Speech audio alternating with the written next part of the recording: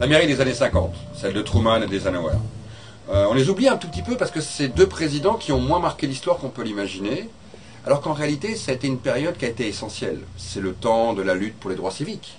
C'est le moment du macartisme triomphant, la chasse aux communistes. C'est le moment où on expulse les Mexicains arrivés 10 ans plus tôt aux États-Unis. Déjà, bien avant Trump. Eisenhower imaginait non pas un mur, mais il a mis l'armée sur la frontière pour que tous les Mexicains, à partir de 54, soient expulsés. Plus d'1,2 million Mexicains expulsés en 54.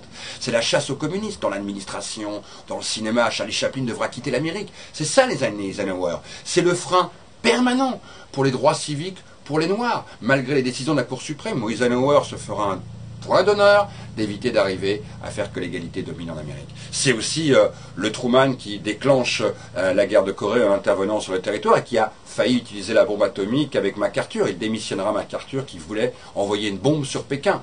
C'est une génération incroyable parce qu'on reprochait à l'époque, à cet ancêtre peut-être de Trump, de trop jouer au golf plutôt que de s'occuper de la Maison Blanche.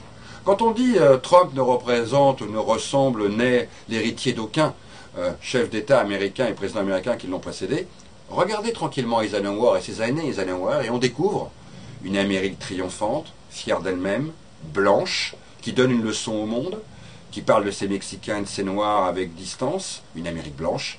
Et quelque part, quand on voit ces images du Ku Klux Klan qui commence à occuper les routes, qui commence à manifester et qui réclame la victoire du White Power, on se dit que le président Trump actuel a peut-être été chercher son inspiration dans ces années 50. En tout cas, des années fascinantes dans lesquelles il faut plonger parce qu'elles nous racontent tout ce qui va suivre après, les années Kennedy, la guerre du Vietnam, l'affaire de Cuba.